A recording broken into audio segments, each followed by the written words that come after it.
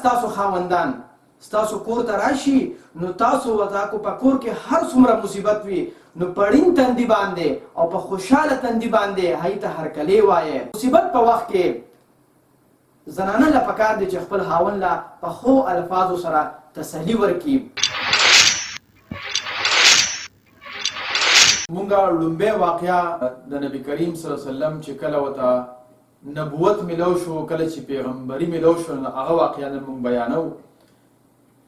او د هغې عنوان داسې دی، ټایټل یې داسې دی چې تاسو به ستاسو غوندې هستي الله پاک نه ضایع کوي. دا واقعه څه داسې رنګېده چې د نبی کریم صلی الله علیه وسلم لومبۍ بیبي زمونږ او ستاسو مور حضرت خدیجة الکبرا رضی الله عنها وه، او د نبوت نه 25 کاله روان دی دوی سره د پیغمبر اسلام واده شو. کله چې د پیغمبر علیه السلام 25 کاله عمر و، او دا د نبی کریم صلی الله علیه و آله وسلم دا څونه چې لمحات وو، که هغه د غم و او که د خوشحالۍ وو،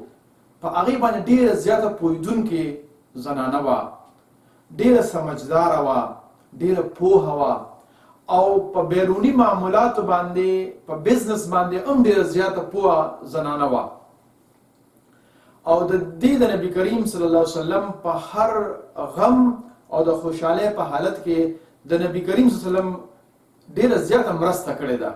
لکه تاسو به نن د دې واقعه نه پته ولګېږي. نو داسې وه چې کله لومبۍ وحي راله، نبی کریم صلی الله علیه وسلم په غار حرا کې په عبادت کې مشغوله و چې جبرئیل امین راغی، او نبی کریم صلی الله علیه وسلم ته وفرمایل چې اقرأ ووایه. نبی کریم صلی الله علیه وسلم ته وفرمایل چې زه خو نشم ویلی. نو جبرئیل امین هغې ځان ته رانږدې کړ او زور یې ورکړ، بیا ورته وفرمایل ووایه. نبی کریم صلی الله علیه وسلم بیا وفرمایل چې زه خو نشم ویلی. په دویم ځل یې بیا رانږدې کړ او زور یې ورکړ، بیا ورته وفرمایل چې ووایه. نبی کریم صلی الله علیه وسلم بیا وفرمایل چې زه خو نشم ویلی. چې په دریم ځل یې بیا رانږدې کړ او زور یې ورکړ او پرېښود، او بیا ورته جبرئیل امین ووی چې اقرأ باسم ربک الذي خلق، ووایه په نوم د هغه رب چې هغه دا ټول کائنات پیدا کړی دی. خلق الانسان من علق، او انسان چې کوم دی هغه د ډېرې ټینګې وینې نه پیدا کړی دی. اقرأ وربک الاکرم، او ووایه ستاسو رب ډېر زیات کریم ذات دی. الذي علم بالقلم، ستاسو رب هغه ذات دی چا چې په قلم سره علم خلقو ته وښودو. علم الانسان ما لم يعلم، او انسان ته هغه څه وښودل چې انسان ته د هغې پته نه وه. کله چې دې فرشتې دا آیتونه ووې او نبی کریم صلی الله علیه وسلم له زور هم ورکړی و، او کله چې کور ته راورسېده نو زموږ او ستاسو مور بي حضرت خدیجة الکبرا رضی الله تعالی عنها ورته ډېر په خوشحالۍ سره او پړین تندي سره هرکلی ووې چې کور ته راغی. نبی کریم صلی الله علیه وسلم ورته وفرمایل زنبلوني زنبلوني، ما باندې څادر راواچوه، ما باندې څادر راواچوه. او چې لږ ساعت پس په حوصله شو نو خدیجة الکبرا رضی الله تعالی عنها ته وفرمایل چې ما باندې څه وشو، او بیا ورته دا پوره واقعه د وحي د جبرئیل امین دا واقعه ټوله ورته بیا بیان کړله. نبی کریم صلی الله علیه وسلم وفرمایل لقد خشیت علی نفسی، زه خو په خپل ځان ویرېدم، یعنې زما د ځان خطره پیدا شوله. نو زمونږ او ستاسو مور بیبي حضرت خدیجة الکبرا رضی الله تعالی عنها ورته فرمایي، ډېر په ښایسته الفاظو کې ورته تسلي او ډاډګیرنه ورکړه، او څه ورته فرمایي کلا والله ما یخزیک الله ابدا، په خدای مې دې قسم وي تاسو به خدای پاک هیڅکله نه رسوا کوي، ځکه چې ستاسو غوندې هستي الله پاک نه ضایع کوي. او بیا دلیل ورکوي چې وجه سره چې تاسو به خدای پاک نه ضایع کوي، وجه دا ده چې تاسو له الله رب العزت اخلاق ډیر عظیم اخلاق درکړي دي او وجه دا ده چې تاسو رشتہ داری چې کوم دنو هغه یو ځای کوئ یعنی رشتہ داری نه پرېږدئ او وجه دا ده چې تاسو د بېسوکه خلکو د فقیرانو خلکو مدد کوونکي او د بوجدارو خلکو بوج اوچتوونکي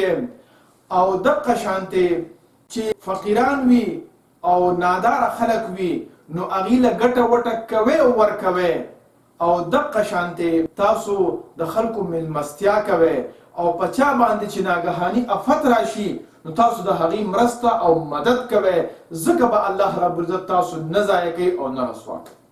زما محترم زه تاسو ته خواست کوم مونږ ټول د نبی کریم صلی الله علیه وسلم د عشق او د محبت دعوی کوو خو د نبی کریم صلی الله علیه وسلم اخلاق او کردار څنګه وو د دې واقعې نه مونږ ته یو څو سبقونه حاصلیږي. لومبی سبق خدا چې کله هم مونږه رشته کوو نو پکار دا دی چې هوښیارې زنانې سره رشته وکړو دا نه چې شونډې داسې وي روزې داسې وي او زلفې داسې وي او دونه پیسې والا وي دونه تعلیم او ډیګري کړې وي نه هوښیارتیا دا ډېره ضروري ده او هوښیارتیا په ډیګرۍ سره نه راځي هوښیارتیا په ډیګرۍ سره نه راځي نو موږ له پکار دی چې په زنانه کې لومبي څیز چې وګورو نو هغه تقوا للاهیات او هوښیارتیا وګورو. د نبی کریم صلی الله علیه وسلم لومبۍ بیبي څونه هوښیاره بیبي وه. دویم زه هغه زنانو ته چې نن ما اوري هغې ته زه خواست کوم چې کله ستاسو خاوندان ستاسو کور ته راشي نو تاسو ورته په کور کې هر څومره مصیبت وي نو پړین تندي باندې او په خوشحاله تندي باندې هغې ته هرکلی وایې کو هر څونه مصیبت تاسو وکتل نبی کریم صلی الله علیه وسلم څونه پریشانه شوی دی او چې راشي نو زمونږ او ستاسو مور بیبي ورته ډېر په خوشحالۍ سره هرکلی ووایي. دریم چې هوښیاره بیبي وي نو هغه په ښو الفاظو سره او په ښایسته الفاظو سره خپل خاوند له تسلی ورکوي څنګه چې زمونږ او ستاسو مور بي تسلی ورکړه. نو دریمه دا خبره چې په مصیبت په وخت کې زنانه له پکار دی چې خپل خاوند له په ښو الفاظو سره تسلی ورکړي. او څلورمه دا که چېرې مونږ او تاسو واقعي په نبي کریم صلی الله علیه وسلم باندې مین یو او د هغه عاشقان یو نو پکار دا چې مونږ د نبي کریم صلی الله علیه وسلم اخلاق خپل کړو او پکار دا چې نبی کریم صلی الله علیه وسلم څنګه به رښتیا وي چې هغه شانتې رښتیا ووایو. نبی کریم صلی الله علیه وسلم د غریبانانو او د بېسوکه خلکو چې څنګه مددګار و چې هغه شانتې مددګار شو چې څنګه مهمان نواز و چې هغه شانتې مهمان نوازه شو او په چا باندې چې مصیبت راغی نو د هغې په هغه مصیبت کې بیا د هغې مرسته کوله د هغې ملګرتیا کوله پکار ده چې مونږ دغه شانتې شو نو مونږ بیا ویلو چې او مونږ واقعي د نبي کریم صلی الله علیه وسلم په رښتیو سره عاشقان یو او په رښتیو سره مونږ د نبي کریم صلی الله علیه وسلم مینه ده. خدای پاک دې مونږ او تاسو له په دې باندې د عمل کولو توفیق راکړي. واخر دعوانا ان الحمد لله رب العالمين.